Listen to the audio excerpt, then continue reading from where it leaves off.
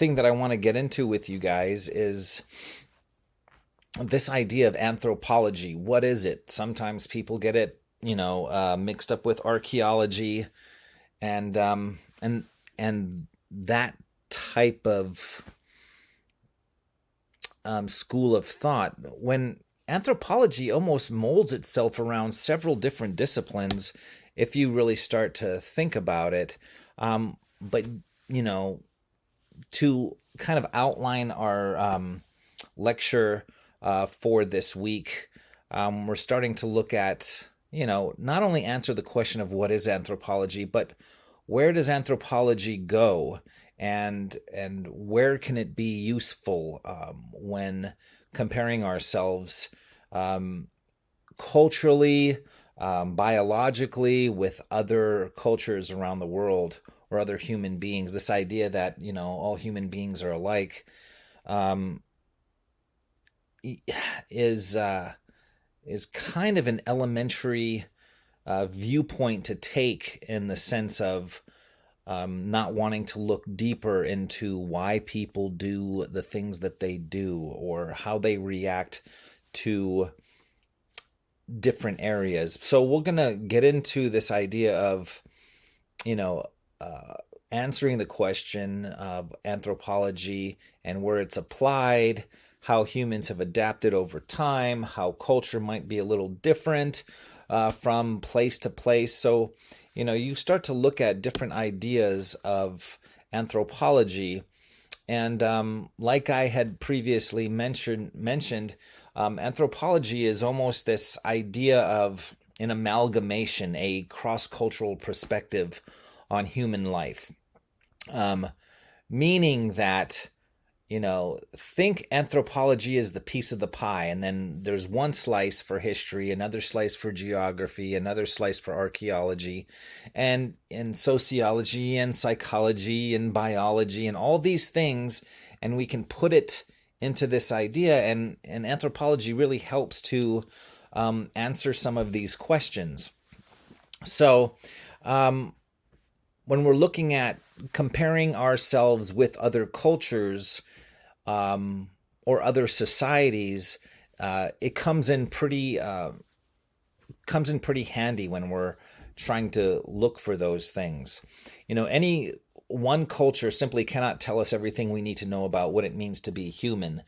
For example, this whole endeavor into Afghanistan and to Iraq after 9/11 happened 20 years ago, this idea that you could bring Jeffersonian democracy to the Middle East is kind of one of those elementary understandings that, hey, just because we have two arms, two legs, a brain, and we eat and we, whatever, use the bathroom and all that stuff, and those things kind of are basic building blocks of humanity, culturally speaking, there was never going to be any way of adopting Jeffersonian democracy in another, in a Middle Eastern country, so to speak. So anthropologists never forget that there are these types of ideas in the wider world out there, instead of this, normal ways of thinking and acting on our own.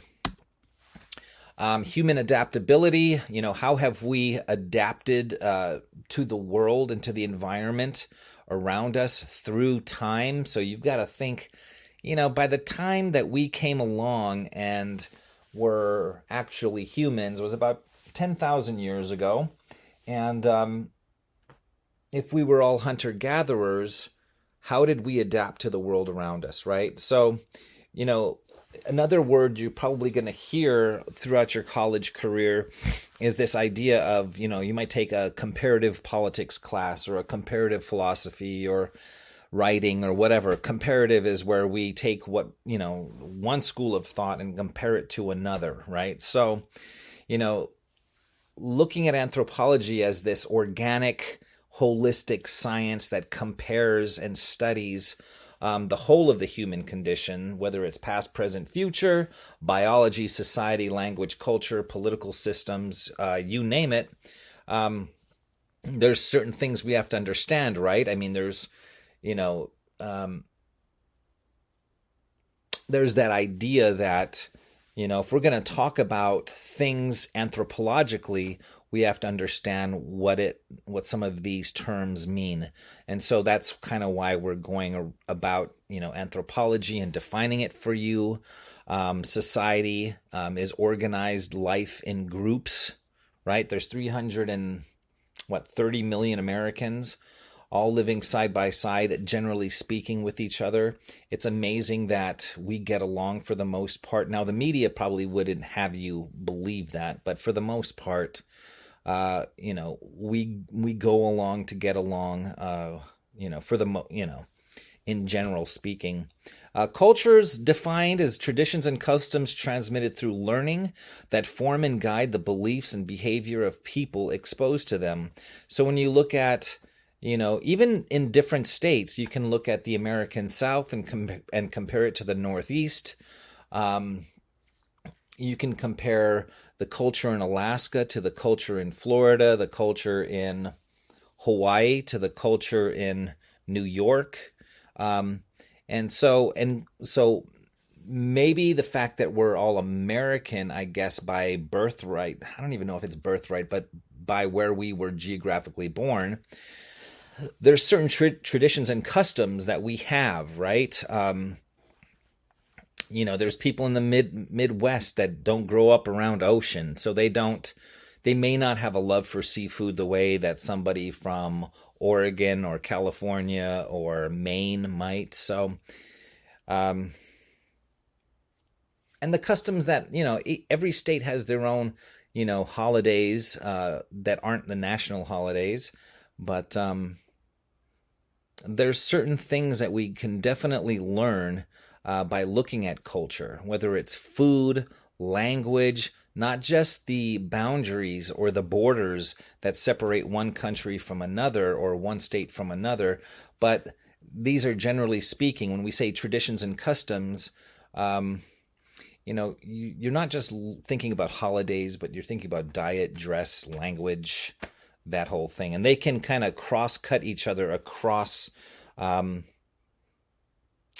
different geographic locations or religious beliefs or anything of that sort. Adaptation, variation, and change. What does it mean to adapt? The process by which organisms cope with environmental forces and stresses, right? Humans adapt using biological and cultural means. Now, your textbook would talk about, people that live in the Andes in South America, or they live in the Himalayas, right? For some reason, their human adaptation has allowed them and their lungs to be larger than, say, people living down at sea level. So humans adapt using biological, what I just mentioned, and cultural means. Now, what I'm getting at is the rate of change at human adaptability, particularly during the past 10,000 years, is pretty remarkable in the sense that this planet is old. And this idea that foraging was the sole basis of human subsistence for millions of years, this only took a few thousand years to develop food production, right? The moment that we could cultivate plants and domesticate animals, created these riverine cultures, right? Cultures that grew up, around a water source, around a river. Native Americans would be one. If you've taken your Western Civ classes, you've probably talked about Mesopotamia, the Tigris and the Euphrates, and the first civilizations that came out of that. This idea that, hunter-gatherers could now settle, that didn't take very long as far as, this wider idea of being able to adapt to our surroundings, right? The moment that agriculture is created, that changes everything. This idea that, okay, just, follow me on this one. Hunter-gatherers stop. They create agriculture. There's a promise that we will have food tomorrow. But what else does that mean? Chances are that means that the laborers that are doing the work aren't going to have the best property, in the sense that who are going to be your leaders, right? Is it going to be the military leaders, the people that control, national security, right? If you want to create borders, if you will. Is it your religious leaders? Is it the wealthiest and most influential family or fathers or grandfather that shares his creation story? I mean, once that happens and you develop this idea of food production and domesticated animals, it also creates these different social classes, like, immediately. And if we were in class, I would do this whole thing on the board, kind of like trying to make it more understandable. However, I would do this, in a Zoom meeting. So if anybody's interested, just hit me up. More recently, the spread of industrial production has profoundly affected human life. This idea, I think his name was Andrew Cummins, who invented the steam engine, meaning that we didn't have to go into the mines and bucket by bucket take things out, right? We could now, with the steam engine, we could increase manpower, increase man hours. We could cheapen labor costs. And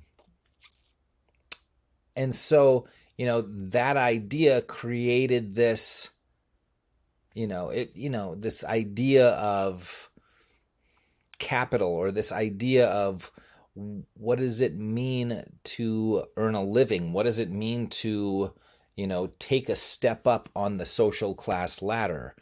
So this idea of adapting and changing, something can be said for college students. The moment that you are a college student, you take a step up on the social class ladder. Now, you may not make as much as a commercial painter, but if you guys were at a cocktail party, you would be the one that was more revered. So, I mean, those are just certain ideas, culturally, societal. I didn't say it was right or wrong. I just said this is kind of how things are viewed. Forms of cultural and biological adaptation to high altitude, right? We kind of talked a little bit about this in the sense that, technology, type of adaptation, cultural, pressurized airplanes, cabin. Right. So there's some form of adaptation when we use science and technology. There's genetic adaptation. I wonder why they say adaptation. Occurs over generations, right? Larger barrel chests of native Highlanders, this biological. Long-term physiological adaptation occurs during growth and development of the individual organism, meaning that a more efficient respiratory system to extract oxygen from thin air, right? This idea that, there are Sherpas in the Himalayas, right, and that help people get up the mountains, have these larger lung capacities.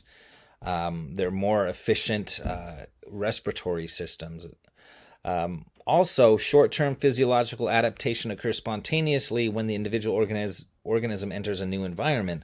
Also biological, increased heart rate or hyperventilation. So when, a Westerner, if you ever saw that movie about those guys that died climbing Mount Everest, that would be an example of how, the Sherpas that are from there, while I don't want to say they have an easier time breathing, but it is their systems biologically, genetically have adapted over time to be able to handle certain things better than Westerners that are coming for the climb, so to speak.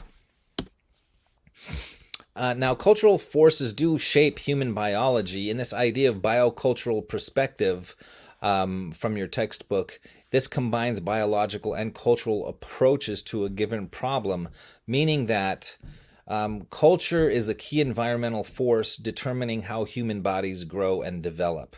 More about that in a minute. an example might be cultural standards of attractiveness and propriety influence participation and achievement in sports. So, you could probably say that, the good-looking athlete is going to get more press coverage. It doesn't necessarily mean they're going to be a better, athlete, but definitely we have examples of that in sports all the time. Another way to look at this, as far as, cultural is a key environmental force determining how human bodies grow and develop. You think about the Spartans, or you think about the ancient Greeks, right? That were very militaristic cultures. And it wasn't that they were militaristic because that's just how they wanted to be. Greece was known for having a really arid terrain, 6% arable topsoil. So rather than importing goods, they exported themselves. And generally, when you do that, your culture will crash into other cultures, creating a warlike society or a militaristic type society. So if culture breeds out of that, biodiversity, or, that idea that there's not enough land that can grow food, or can that can expand food production, then you're gonna have to adapt to other things. And so being a Spartan was part of the cultural heritage. If you're in Athens, being a seafarer, right, a sailor, their navy, they were known for their navy. So sometimes the cultural forces do shape human biology in the sense that these warriors, so to speak, in other parts of, the Mediterranean, they weren't eating a lot of pork or bull or things like that. So you oftentimes will see, the Spartans were big compared to, Hebrews or Arabs that were living in the Middle East or right on the Mediterranean.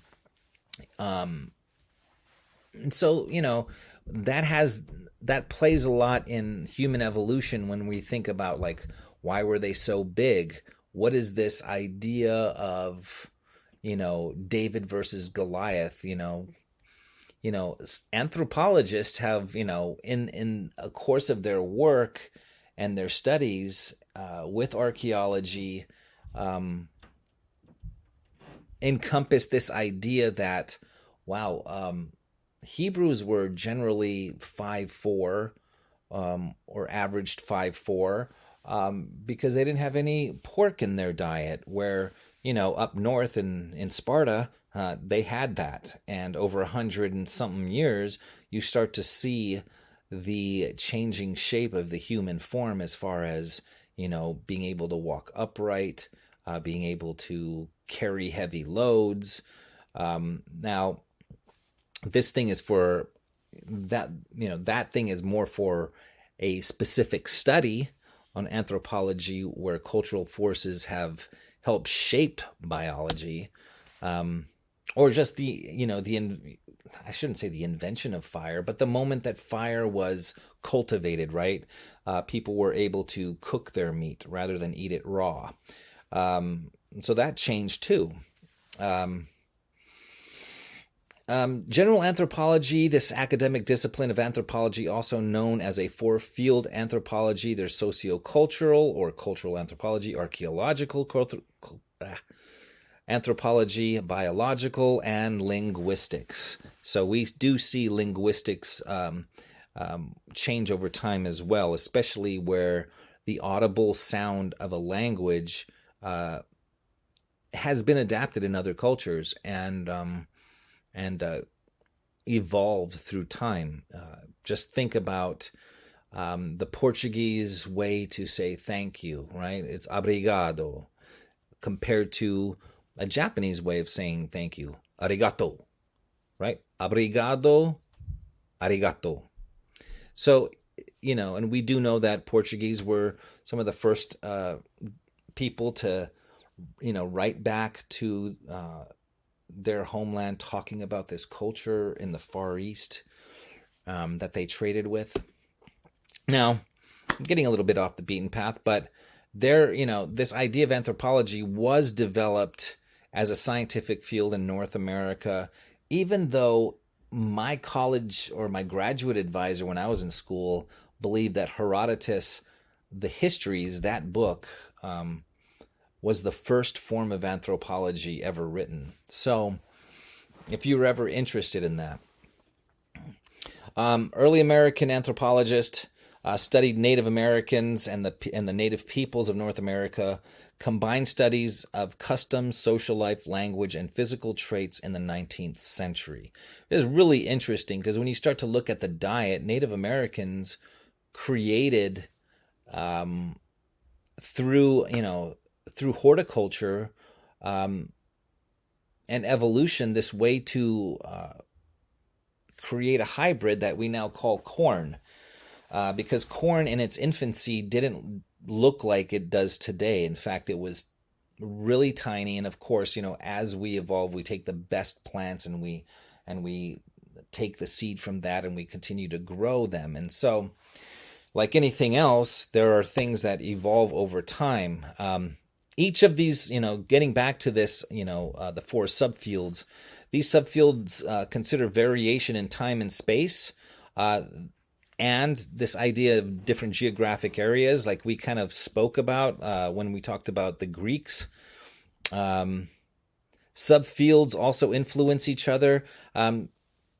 Sound conclusions about human nature cannot be derived from studying a single population, nature, or nation, society, or cultural tradition. This idea, here's the word again, comparative, right? It's a comparative study, a cross-cultural approach. Is essential to understanding those things that seem to be the most important, that tell us a little bit about ourselves and why human beings react to certain things in a certain way. Here's your sub-disciplines of anthropology. Like I mentioned, we have cultural anthropology, anthropological archaeology, biological anthropology, and linguistic anthropology.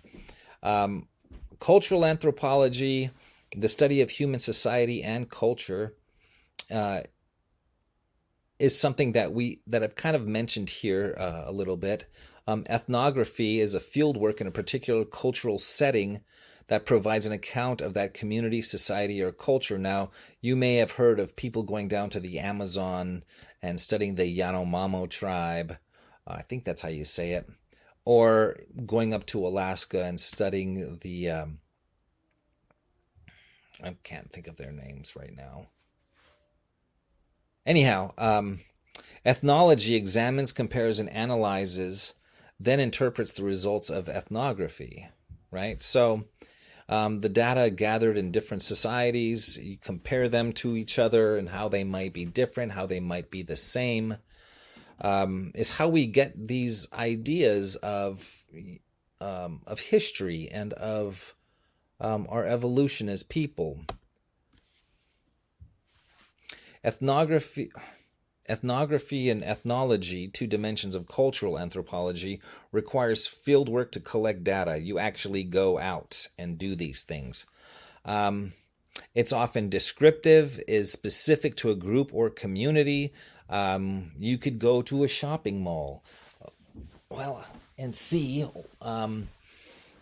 what that culture is like, right? I know that people have done that before. Now, ethnology uses data collected by a series of researchers. It's usually synthetic, meaning man-made, meaning that we've created these things. They're not organic, right? And it's compared and cross-referenced through these different cultures. Anthropological archaeology or archaeology reconstructs, describes, and interprets human behavior and cultural patterns through material remains. Here's another term for you. We can't go back in time and know what people said, but we can go back and see what their tools were like, what their furniture was like, what their dinnerware was like, meaning, their artifacts, what plants and animal remains look like. You're looking at this as a way of discovering something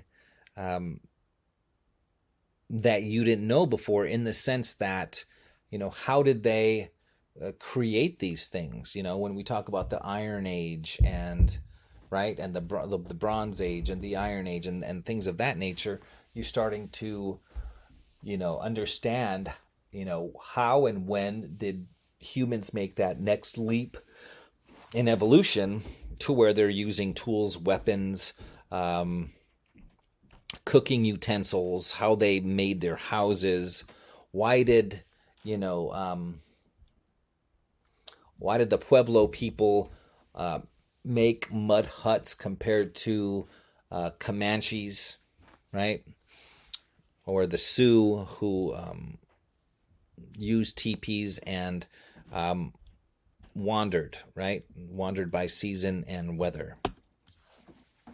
Anthropological archaeologists from the University of Pennsylvania worked to stabilize the original plaster at an Anasazi Native American site in Colorado's Mesa Verde National Park, right? So these are those adobe-style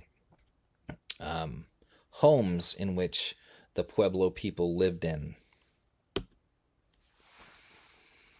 More on this. You can throw in paleontology, right? Paleoecology. Okay, so sorry about that. Ecology is the study of interrelations among living things in an environment. So not just dinosaurs, but plants and other kinds of animals as well. And organisms and environment together constitute an ecosystem, right? Paleoecology looks at ecosystems of the past. Archaeologists will reconstruct ecological patterns, behavior patterns, and lifestyle of the past, and may infer cultural transformation. Now, some people don't believe that climate change is a real thing. We take these ideas from researchers when they're looking at the world as it used to be through this study, and other disciplines as well, but through this study would be one, and see what the world is like with no people, and then see what the world is like with people, and then measure the weather and the weather patterns and the climate crisis we're now faced based on these types of studies. Archaeologists also study cultures of historical and living people today. Historical archaeology combines archaeological data with textual data to reconstruct historically known groups. So when you're looking at, when you're looking at the ancient Romans and thinking about the Punic Wars and how they fought with Carthage and Hannibal, you can go to these places and, look at the archaeological digs that have taken place to where they could find out, okay, were the Carthaginians Africans that, that we think of when we think about Africa? Are they lighter in skin because it's Northern Africa? What made them warriors? What made them want to invade Rome? These are things that we can actually do and get some type of answer, and then you cross-reference it with writings from the time, and measure it against one another. So Rothschi's garbology shows that what people report may contrast their real behavior. Garbology, it almost reminds me of someone going through someone's garbage and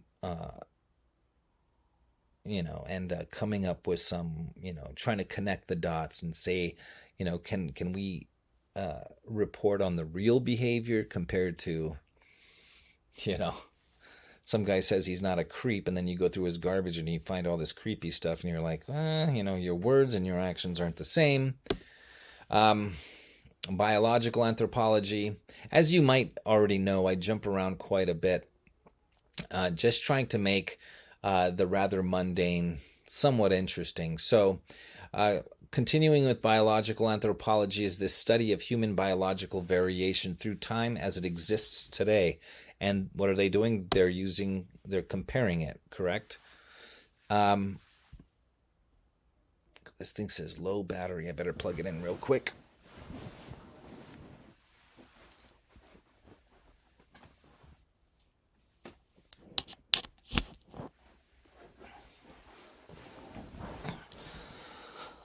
So, there's 5 specialties in biological anthropology.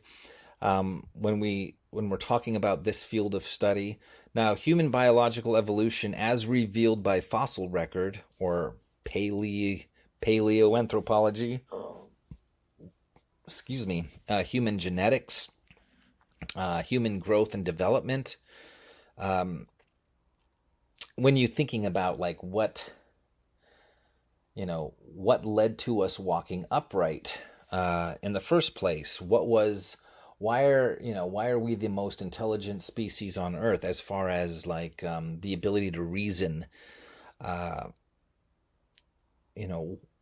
Why are we? But when we're born, we're basically helpless, right? We're basically helpless, and to our parents who feed us and protect our big old head, compared to crocodile babies. When they come out of when they hatch, they go down into the water and just start swimming innately. Well, you can't throw a baby in the water, it won't swim. So there's something about, how we go about answering such questions and what the development is. And then you could be like my wife, who believes that the next jump in evolution will be a hybrid human robot, half human, half cyborg, or half robot. Yeah. Human biological plasticity, or the living body's ability to change as it copes with environmental conditions. We've kind of, whenever you hear something of that nature, you're going to look at certain people that live in different areas, and why are they able to adapt more? Why was it that during the age of discovery, why was it that northern cultures sailed to the equator and conquered people with a darker pigment? First of all, what gave them that pigment? What were the motivating factors of Northern Europeans invading and colonizing Africa and Southeast Asia and China and Hawaii and things of that nature? What were the push and pull factors that led to that growth and that development to where they actually could do that? And what led them to that idea where they were going to, make that leap so that it could change and cope with these new environmental conditions. Primatology, the study of monkeys, apes, and other non-human primates, to get a sense of like, if the story is we are a offshoot of the bonobo ape, then, the study of these things would be good to know. Although I'm not the biggest fan of primates, I swear. Anyhow, linguistic anthropology, the study of language and linguistic diversity in time, space, and society. Language in its social and cultural context throughout the world. And sociolinguistics investigates relationships between social and linguistic variation. There are certain cultures that have many different translations for the same word. In essence, getting back to that idea of thank you, in the English paradigm, thank you means thank you. We don't really have any kind of identifiers that add to it the inflection or the way it's meant to be said. However, in certain Asian cultures, they have 17 different ways to say thank you, right? It means thank you, but there's a different way. They might say arigato, which could mean like thank you in a business transaction. You definitely wouldn't say that, to your mom or your dad. And now I'm just spitballing here, but, languages across cultures are different linguistically, but where, they didn't just show up, start talking English, right? Being able to study this, and garner some answers from it, is really the fascinating point. Applied anthropology has two dimensions. There's academic, and there's also practicing or applied anthropology, or public anthropology, where you're basically doing your research, right? Gathering data, perspectives, theories, methods to identify, assess, and solve contemporary social problems. So if we're looking for, say we're looking for police reform, can we use applied anthropology to that, right? Can we gather certain data? Can we study people in this little hub of Minneapolis, Minnesota? Can we also have an anthropological study on law enforcement in that area? The history between these groups that go back, right? Can we help identify those things and see where, there's what works and what really does not work, and try to solve this idea? I think that could be done. When we talk about systemic, systemic things that are problematic in the system in which we live in, there seems to be this idea that we want to poo-poo the research that's available to us, rather than actually deal with it, But these things can be used to do that. And so now you're starting to hopefully get that idea of what anthropology is, and how it can be applied. So there's also CRM, or cultural resource management, deciding what needs saving and preserving significant information about the past when sites cannot be saved.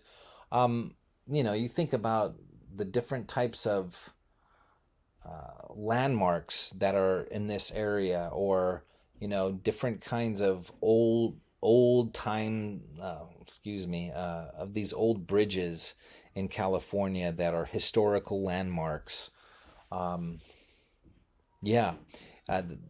Cultural resource management is a subfield of anthropology and history, or what they might call social history, that actually finds these places. And then, cultural resource management is this idea, and it's not just anthropological, it's also, historical and geographical. So, there's a lot of different disciplines that go into cultural resource management. The four subfields and two dimensions of anthropology. Anthropology subfield: general anthropology, cultural, anthropological, biological, linguistic. Examples of application: development anthropology, cultural resource management, forensic anthropology, and the study of linguistic diversity in classrooms. That would be interesting. Anthropology and other academic fields. Anthropology is a science, a systemic field of study that seeks reliable explanations with reference to the material and physical world. So, when you're thinking about science and a systemic field of study, the scientific method comes to this idea where you have a hypothesis or a theory that then turns into a hypothesis, and then you go and gather data, and then you interpret it, right? And then hopefully you can have a way to explain certain events, cultures, location, that sort of thing. And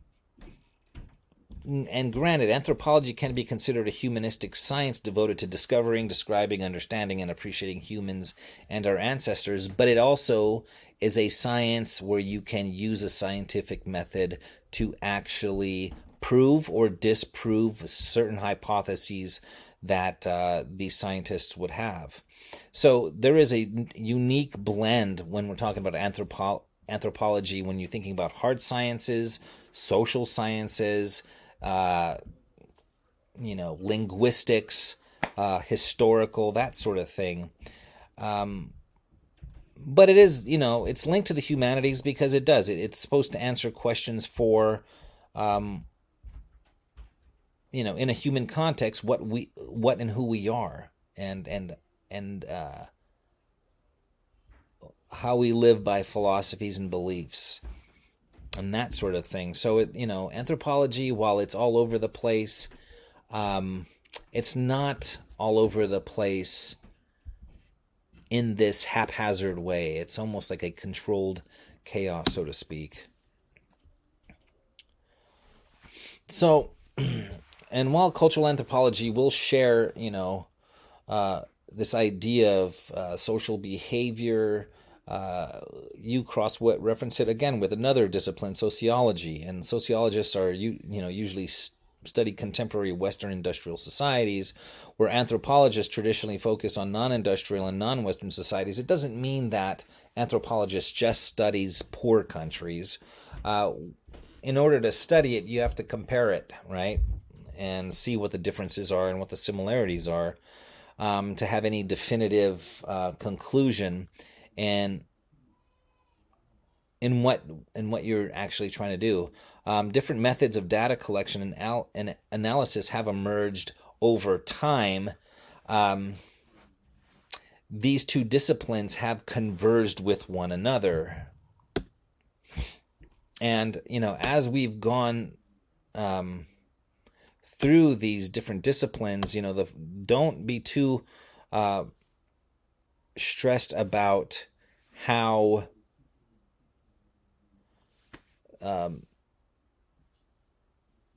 this is actually working. So I will post this, and hopefully this works. But for our first, for our first lecture, hopefully I've done this right, and anyway, and this is a good starting spot, like just trying to answer this question about what is anthropology. It's one thing to, look it up in a dictionary and then, answer it in that way. But it's another thing to really get your claws like just in it to completely understand it as a completely different thing.